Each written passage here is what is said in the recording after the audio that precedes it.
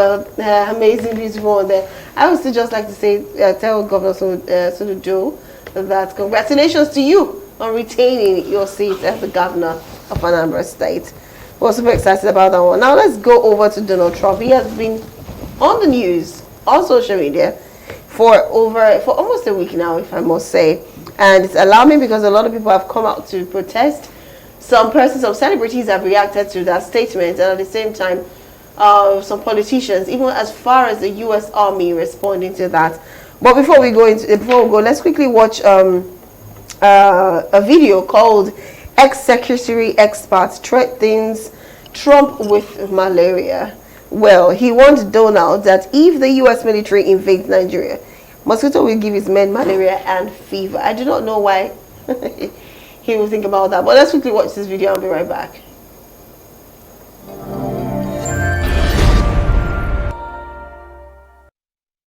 Ladies and gentlemen, my name is Comrade Mohammed Ali Ringil, an ex-security expert.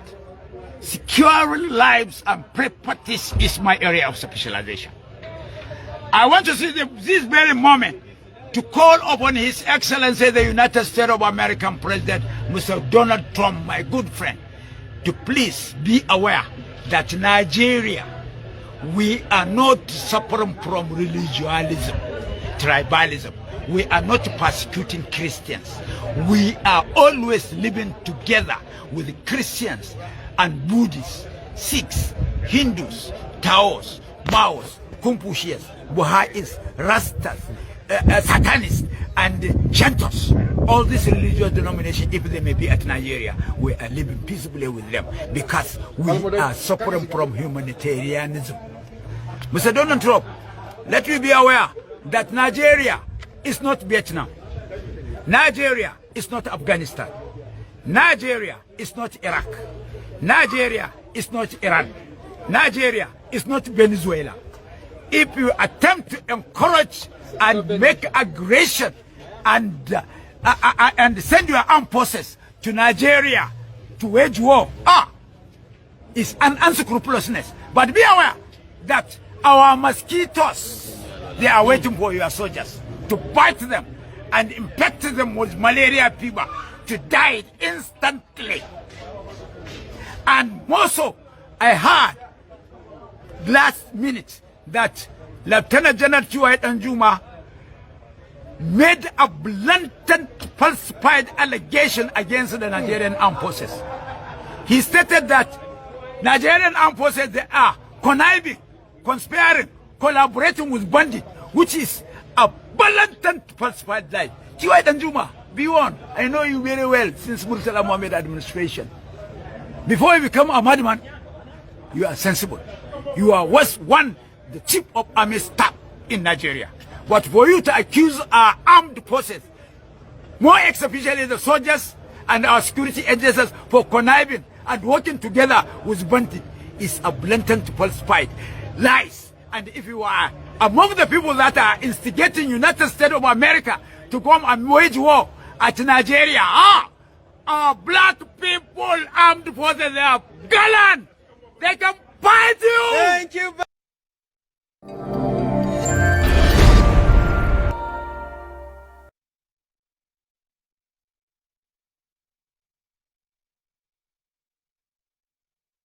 Welcome back. It's amazing that the only thing I possibly picked, maybe because I prefer the humor to what he was saying, was the mosquito in Nigeria. Like, I don't know what he was thinking. But he said a lot of things, Mr. Machi. What do you think about what he actually said as regards U.S. President Donald Trump? For me, I think there's one point we are not taking into cognizance. Trump, from the beginning, never said he's coming to fight Nigerian government. And I think I like the fact that Nigerian government have come out clearly to say that they are willing and ready to strategically partner with the American government to get over this insurgency. I took note of the position of Adeboye the other day, who was very emphatic that the president of Nigeria should seek a 100 days window from Donald Trump. Oh, okay. Wouldn't wish to address this insurgency or call it terrorism. and that within that 100 days window, that he should give his service chiefs ultimatum that he must deliver within 90 days. That anyone that fails to deliver should be shown the way out of the office they now occupy. Let me say one thing here. As a people, as a country, we have all agreed that we have a challenge of insecurity, of terrorism. I don't want to dive into the issue of genocide. Okay. Now, I think it makes sense to partner with our foreign partners to ensure that we stamp them out of every inch of Nigerian territorial integrity. Because whether you like it or not, the president, the governors, the local government chairmen have all sworn an oath to protect lives and properties in their respective jurisdiction. Because if we go to section 14, section 2B of 1999 Constitution as amended, it's very clear that the welfare of the people and their security shall be the primary purpose of governance. So to that extent, all the people occupying security position have a responsibility to protect lives and properties of Nigerians. Yeah. Having said that, you see from what Adebo said as well, all the statements we are seeing coming from different nations, different individuals, in international relations, strength, might is right. What I'm trying to say in essence is just to borrow from what Adebo said. If, for instance, America decides to come to Nigeria to intervene, as he said, France, China, or any other country that may be opposed to their position will only issue statements. Yes. They will not come to counter them. We have seen what is happening between Israel and Gaza. We know the position of different countries in the world. But whatever they want to do always end at the level of statements. We have seen the conflict between Ukraine and Russia over the years. Yeah. Russia is a powerful nation. It's one of the world powers. In spite of the position of different countries, whatever you see they do is they issue statement. What am I trying to say in essence? What I'm trying to say in essence is, hence we have all agreed that banditry is bad, terrorism is bad, whatever name you give it. In the wisdom of Donald Trump, we call them Islamic terrorists. Okay. It's the same people we know here as Fulani bandits. True. Boko Haram, ISWAP, name it. If you go to Zamfara, go to Katsina, go to Kwara, we all know what is happening in those places currently. We all know what happened in Yewata, in Benue the other time. Yeah. We all know what happened in Plateau recently. So the question I'm asking here is, if we have all agreed that terrorism is bad, it doesn't matter where it happened. I will now have a partner who says, I want to come here and decimate them. Does it not make sense to encourage the government to strategically partner with them to achieve that result, rather than the different dimension and narrative we are hearing out there? So I'm of the view that, one, I like the position of the Nigerian government that come out to say that we are ready and willing to strategically partner with American government and any other foreign partner for that matter to get to the root of this issue. I want to tell you that if you see what is happening in Kwara currently, people are being sacked from their ancestral homes. I'm talking about Kwara State. You see what is happening in Zamfara State, what is happening in Katsina State, where bandits come out openly to engage and negotiate with communities. I must say that is not acceptable because it exposes Nigeria as a weak sovereign state.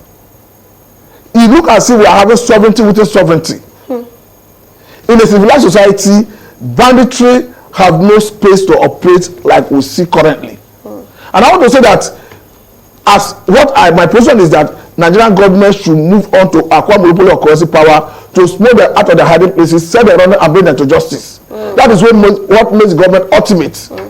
Because if you are talking about negotiation, people who are coming to negotiate are fully armed. Every time they come out, they finish with negotiation, they go back to their abodes, to their hiding places, to their end, they're fully armed. It's not as if they are dropping the weapon. So who is now the authority? What makes the government authority, what makes the government ultimate word over is monopoly of coercive power. Right. So by the time you are sharing that monopoly of coercive power with any non-state actor, it renders your ability to protect the people as he rendered, he make useless of it. So I'm encouraging the government to synergize with federal government, to synergize with the state government, the local government, to make sure that they are collectively acquire monopoly of currency power to smuggle them out of their hiding places, set them running and bring them to justice. Let me quickly end with this. That I'm particularly happy when the federal government came up with the issue of forest guard. And let me say that I'm not comfortable with the approach of the state, particularly those states that is heavily ravaged with this insecurity. That I was expecting that they would jump at this forest guard opportunity with the speed of light. Because personally, I've been a very strong advocate that the governors should be given some level of security power to parade. Because that has always been their complaint, that they do not command security at their own level. I understand that the commissioner of police in a state, for instance, is answerable to the IG, who in turn reports to the office of the National Security Advisor, who reports to the president. The same thing is applicable to all the security heads in a state. Now that the president have come out to say, recruit between 2,000 and 5,000 personnel, and they will train from the federal level. So what is now deterring those states from going into it? Because for me, that will in a way give them that leverage, that opportunity to command the security architecture in their respective states.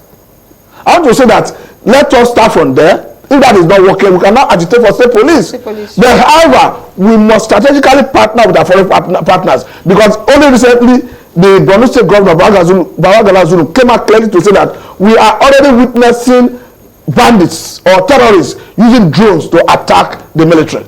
So you have seen that it has now bring out a different challenge, a different dimension of the banditry. So we must step up our action, particularly in our air defense mechanism and every other area that we need to address this as quickly as possible. Okay, thank you very much for that one. Well, from Church, I don't want to ask the same question. I want to ask from a different angle. Is it that there could be a very good reason why Trump is actually coming to Nigeria? Because a lot of people have coined and believe it's all war. Do you think anything good can actually come out of Trump's visit to Nigeria? I'm of the opinion, I have a different opinion about Trump. I feel he's a bully. I feel, while I understand that the US is regarded as the world power, but I feel the way Trump treats African presidents and the way he talks about them, very evident in how he spoke to less of the G20 summit to hold in South Africa, and how he said America is not going to participate. How he looks down. There were like 4 or 5 presidents that went to visit, and the way he tongue-lashed every one of them shows how he looks down on Africans and how he still believes we're that monkeys that originate. So his intention may be right. I have a problem with his persona and how his disposition to treating Africans, number one. However, I believe Nigeria, to an extent, do not want insecurity to end. That's my personal opinion.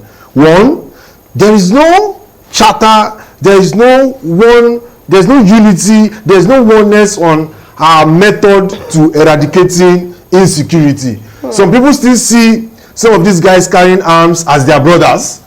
They see them as family members, and irrespective of how you try to flush them out, I'll give a good instance. When government wants to flush them out, government does not know where they are hiding. But when they want to have meetings with community heads, all of a sudden, they know where they are, and they know where to see them. So all of this points to the fact that we really do not want to end insecurity as a nation. Why? Because there are politicians who profit from all of this, because some of these guys, because of their arms, it's easy to probably harm an opposition when it's time for election. Number 2, I also feel underneath this insecurity is mineral resources being traded. If you look at Zamfara, I can mention several areas. You will find out that our gold, our lithium is beneath, disguised as insecurity, so that certain community dwellers can flee for some of these perpetrators to actually have way. And then how is this thing being traced? So I'm of the opinion that if we really want to solve insecurity, then number 1, we must be ready to prosecute and expose their financiers. Of course. Who they can't have access to all of those arms and ammunition without some people financing this thing. So it's just like me having 50 boys, and each time I lose 10 out of them, provided I have money to throw around, I can always recruit more. So you can't continue to kill those that I'm recruiting without picking me up, because I will always get more boys that are loyal because money is involved. So how are we tracing the financiers? At a time during His Excellency the late President Buhari, we were told that they were going to expose the names of some of these financiers, but still today nothing happened. Nothing happened. They weren't named, they weren't shamed. So if this hasn't been done, see, if we name them, we pick some of them up, we trace them, I'm so sure that it's now easy when you pick me as a financier and you now decimate those of my boys, it's easier for them not to come back or for me not to recruit new guys. Thirdly, I'm also of the opinion that if our politics continue to be a do or die affair and a winner takes all kind of mentality, the opposition, whoever the opposition is, will always find a way to find a way to get arms and ammunition for opponents, so that they can also find a way to be a threat. Then if people keep paying, I can't blame those that are paying what's it called, ransom. I can't blame those that are paying ransom because they want the lives of their loved ones to be saved. But this is also how some of these guys get money to also purchase more arms and ammunition. So I think there needs to be a national consensus on our security architecture, so that when we say all bandits and terrorists, irrespective of geopolitical zone, must be destroyed, and a governor or a local government chairman goes to sit down, whatever, that local government chairman should be picked up. That governor should be. So if we don't move in that direction, some people will be shielding some of these guys, and we cannot solve our insecurity issues. Well, somebody is saying here that are you a Northerner? It says that your Northerner brother, is he a comedian? I don't know what you're trying to say. Are you trying to say that you don't buy into this idea? Then also we had a doctor that called us earlier on, but we've not been able to put him back on set. This one says 100 of Boko Haram is better than America. What are your thoughts on that? Is it one? Come again. Okay, 100 of Boko Haram is better than America. I don't know what that person is trying to say, but let me quickly say that we all know that these world powers have the wherewithal, have the intelligence to address this insecurity better. It's on record that American government once in 2020 rescued a 27-year-old Philly Wanton who was kidnapped in Niger, brought to Sokoto State in Nigeria. They came here through their Navy SEAL, used their expertise to rescue him. What I'm saying is, I'm not saying we should surrender our sovereignty to another nation. That's why I said we can strategically partner with them. However, you understand when I said that in international relation, that might is right. I said, however, if America decides to come and do precision bombing in targeted area, I don't think we have what it takes to stop them. Okay. If you look at the plan they brought out 3 categories. And in that plan, if they were to come, that they are going to stay in Gulf of Guinea. I don't want to go into details of that, but the point I'm trying to make is, we as a people, our government have come out clearly to say that they are willing to strategically partner with them.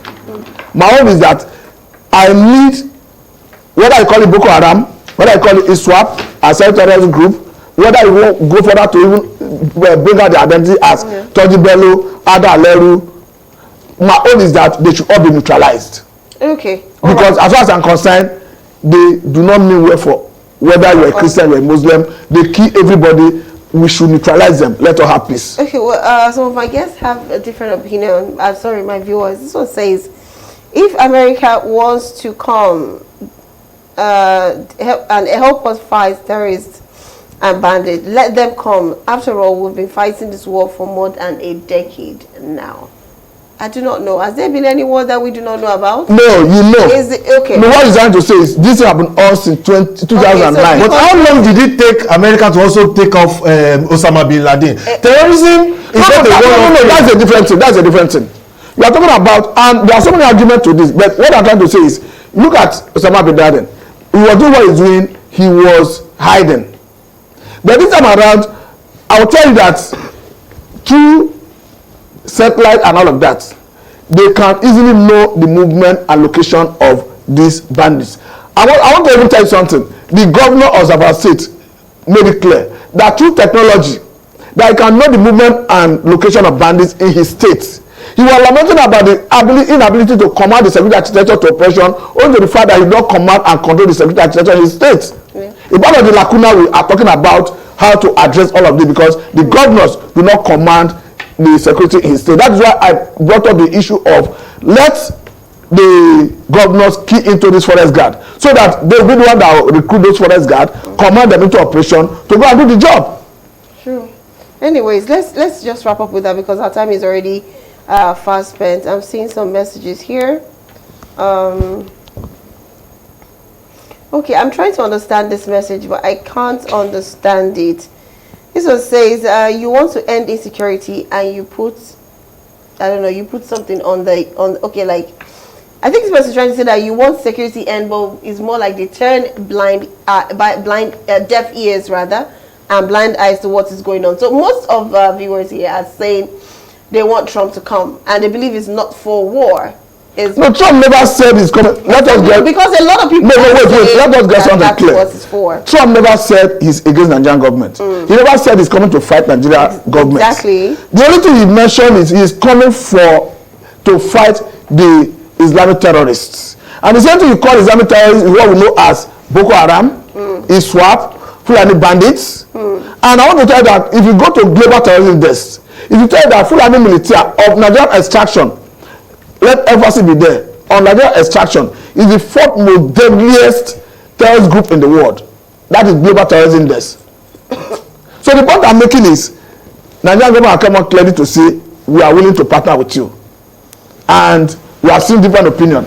In my own view as a person, let us partner with not just America, any foreign partner that will help us to get rid of all the banditry, because as far as I'm concerned, they kill Muslims, they kill Christians, they kill idol worshippers, they kill everybody. So we are all agreed that they are evil, they should leave they should be dealt with. All right, Femi Chacha, any last statement you want to make as regards? Like I said, if there's no national security consensus, even if America comes, there is still going to be saboteurs. Just like the low government chairman that is meeting with bandits will probably hide them in his residence because he knows that he has immunity and they cannot attack. I'm just using that in code. So I think if we don't agree as a nation, maybe governors on our behalf, the National Assembly can do that. I say, all bandits must be flushed out. Then we can, whatever interference or whatever help we are getting, we will be successful. But if some people still believe that they want to shield them, I don't know if you get what I'm trying to say. It will still end up in failure. Thank you very, very much for that one. We can't pick all. A lot of people have been calling. I specifically said it's just for messages and not for calls. Well, okay, let's read this message then wrap up. This one says, okay, I agree 100% with the previous analyst. I think that should be, I do not know. You didn't mention who the person was. We have Femi Chacha and we have Matthew. So I do not know. But once someone is actually saying they agree 100% with the previous analyst. But for me, I think I totally agree with the angles they stand from, because the most important thing they're trying to project is that Nigeria, we have maximum security in Nigeria. But I do not know, Femi Chacha, you are not a bit explicit with your answers. Is it that? Because he said, if we need to, then let's have it. I agree. Okay. But I'm saying, if we don't get the full cooperation of everyone, we don't have everyone on board, it's going to, yes, it's still going to backfire. There are still people in power that has sympathy or empathy to some of these terrorists. They believe they are their brothers. So they always, why will it be different for government to fish them out, but some other people can meet with them? I don't know, maybe you get what I'm trying to say. That's my own position. All of us should just, why the government go into the forest because they want to flush them out, and some people can actually bring them into a community hall and talk to them. So obviously we don't know what we are saying. Okay, let's read this last message and we'll wrap up. Nigeria Armed Forces is strong enough to defeat terrorists if they want, but if you send your child to supermarket and ask him not to buy anything, he would go return. Please stop calling this number. Thank you very much. He would, okay, but if you send your child to the supermarket and ask him not to buy anything, he will go and return without buying an item. I'm trying to understand this, but I do not. It's very clear. Oh, okay. Yes. He's talking about He's talking about the body language of those who should give order for the those in the field to do the job. Okay. That is why I told you I would share a video with you. A retired military intelligence officer who said, it made it very clear that the intention of those who sponsor terrorism is to Islamize this country. That is the point that person trying to make. That's what say. Yes. Okay. All right. Well, we've come to the end of the program. It's been so much back and forth. Trust me, we'll not even be able to analyze all of this. There are so many angles, but because of our time, we will not. But we'll be revisiting these same topics tomorrow from another angle